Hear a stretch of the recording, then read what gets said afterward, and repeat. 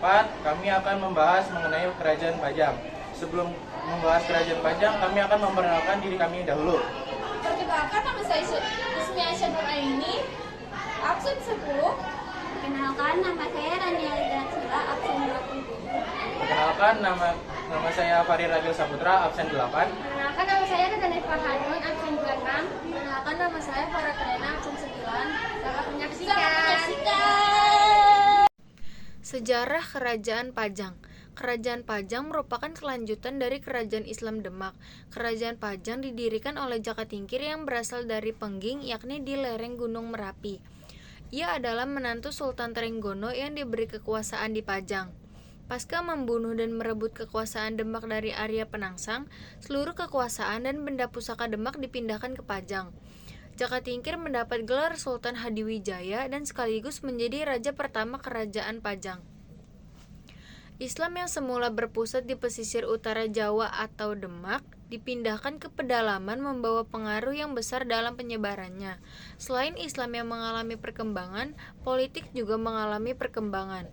Pada masanya, Jaka Tingkir memperluas kekuasaannya ke arah timur hingga Madiun di area pedalaman tepi aliran Sungai Bengawan Solo.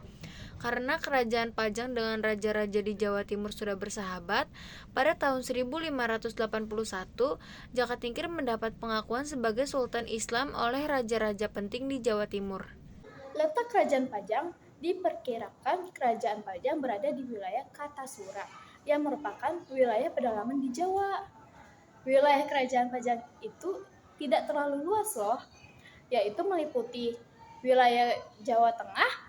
Setelah wafatnya Sultan Trenggana, banyak wilayah Jawa Timur yang melepaskan diri. Kehidupan masyarakat Kerajaan Pajang. Yang pertama ada kehidupan politik. Kehidupan politik Kerajaan Pajang dipenuhi dengan banyak tokoh yang terpaku dengan dendam dan perebutan pemerintahan. Pada masa kudeta, Sunan Kalijaga memberikan instruksi agar para Wali Songo dapat menempatkan diri dan tidak ikut campur dalam jalannya peperangan. Kehidupan politik kerajaan ini juga dihiasi dengan usaha perebutan tahta yang terus berjalan. Yang kedua ada kehidupan ekonomi. Pajang merupakan wilayah yang subur yang menyandang predikat sebagai lumbung beras pada abad ke-16 hingga ke-17. Letaknya yang strategis membuat tanah Pajang memiliki sistem irigasi yang terkelola dengan baik. Yang ketiga ada kehidupan sosial. Kehidupan sosial masyarakat Pajang di masa lalu digambarkan sebagai masyarakat yang harmonis dan memiliki tingkat kearifan lokal yang tinggi. Kehidupan sosial yang tinggi ini tentunya juga didukung dengan faktor ekonomi yang tinggi pula pada masa tersebut. Yang keempat ada kehidupan agama. Kehidupan agama masyarakat Pajang dihiasi dengan perkembangan Islam yang sangat pesat dan menjadi cikal bakal berdirinya Kerajaan Pajang sebagai salah satu kerajaan bercorak Islam yang terkenal di Nusantara. Tentunya perkembangan agama Islam ini tak lepas dari peran para Wali Songo yang turut serta dalam menyebarluaskan agama Islam di tanah Pajang. Terlepas dari itu, Sultan Hadiwijaya sebagai raja pertama Pajang juga memiliki pengaruh yang besar. Terkenalnya Sultan Hadiwijaya sebagai pemeluk Islam yang taat, membuat masyarakat Pajang membuka diri terhadap pemikiran dan ajaran Islam. Yang terakhir ada kehidupan kebudayaan. Kebudayaan budaya di Pajang banyak dipengaruhi oleh seni-seni Islamis. Hal ini terbukti dari berdirinya Masjid Laweyan sebagai pusat peribadahan Islam pada masa tersebut. Selain itu, kebudayaan membatik tulis juga merupakan sebuah kebanggaan sekaligus bukti peninggalan Pajang di Jawa. Sistem dan perkembangan pemerintahan Kerajaan Pajang. Sistem pemerintahan Kerajaan Pajang merupakan kerajaan Islam pertama di Jawa bagian pedalaman. Menandai runtuhnya Kerajaan Demak, Pajang mengambil alih peranan kerajaan bercorak Islam di tanah Jawa. Dalam pemerintahannya, Pajang memposisikan adipati sebagai perpanjangan tangan dari raja yang berkuasa. Bahkan pada masa pemerintahan Pangeran Benawa, kerajaan ini juga memiliki seorang senopati yang membantu menjalankan tugas-tugas kerajaan. Masa kejayaan Kerajaan Pajang. Kerajaan Pajang mencapai masa kejayaannya pada masa pemerintahan Sultan Hadiwijaya.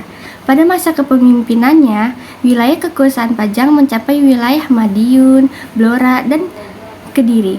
Selain itu, lumbung padi di daerah Pajang pun dinyatakan sebagai lumbung padi terbaik dan terbesar di Pulau Jawa.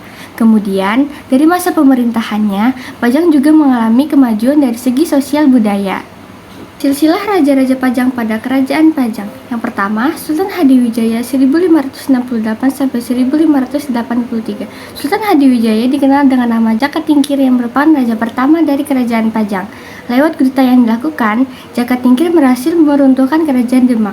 Kemudian membentuk kerajaan Islam baru di daerah Pajang yang kemudian dikenal dengan nama Kerajaan Pajang.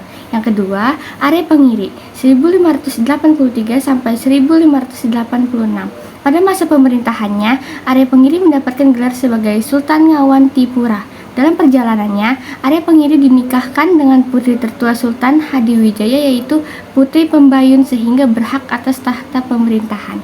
Yang ketiga, ada Pangeran Benawa 1586 sampai 1587.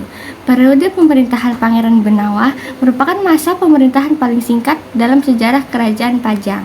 Pangeran Benawa hanya memerintah selama 1 tahun pemerintahan selama masa pemerintahannya. Pangeran Benawa juga didampingi oleh seorang senopati. Nah, yang keempat ini ada Gagak Bening dari 1587 sampai 1591.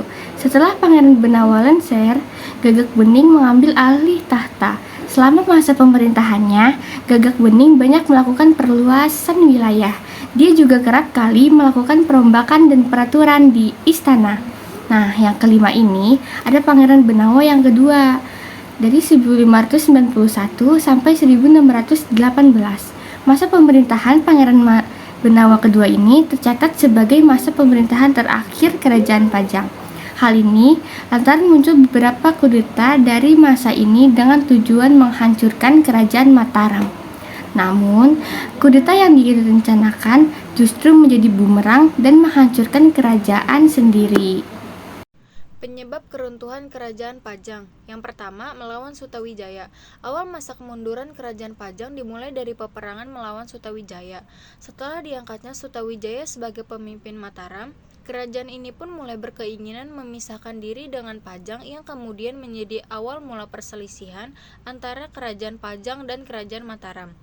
Meskipun peperangan dimenangkan oleh Hadiwijaya, Pajang cukup banyak mengalami kerugian karena Hadiwijaya terlalu fokus memerangi Sutawijaya dan mengabaikan Pajang. Kondisi juga diperburuk dengan meninggalnya Hadiwijaya tanpa adanya penerus yang mumpuni untuk memerintah Kerajaan Pajang. Yang kedua, perebutan tahta. Perebutan tahta kerajaan juga tak luput dari penyebab keruntuhan Kerajaan Pajang. Setelah Sultan Hadiwijaya meninggal, perebutan tahta terjadi antara menantu yaitu Arya Pangiri dan putra yaitu Pangeran Benawa yang membuat kekuasaan kerajaan terpecah menjadi dua kekuatan. Perebutan tahta tersebut dimenangkan oleh Arya Pangiri pada tahun 1583. Yang ketiga, bawahan Kerajaan Mataram. Setelah masa kepemimpinan Pangeran Benawa II berakhir pada tahun 1587, Pajang menjadi kerajaan yang pasif. Hal ini lantaran Pajang tidak memiliki putra mahkota yang dapat melanjutkan kepemimpinan Pangeran Benawa II. Dengan demikian, Kerajaan Mataram mengambil kesempatan ini dan menjadikannya sebagai daerah yang berada di bawah kekuasaan Mataram. Selanjutnya, prasasti dan bukti peninggalan Kerajaan Pajang. Yang pertama, adanya Bandar Kabanaran. Bandar Kabanaran merupakan salah satu bandar peninggalan Kerajaan Pajang. Bandar ini terletak di tepi Sungai Jenes. Pada masa lalu, Sungai Jenes merupakan jalur transportasi dan perdagangan besar bagi Pajang. Yang kedua, Masjid Laweyan. Masjid Laweyan menandakan bahwa kerajaan ini merupakan kerajaan Islam di masa lalu. Keunikan Masjid Laweyan terletak pada adanya beberapa sudut-sudut yang dulunya digunakan sebagai tempat peribadatan umat Hindu. Yang ketiga, adanya Makam Bangsawan Pajang. Makam Bangsawan Pajang ini dibuat pada masa Ki Ageng Henis.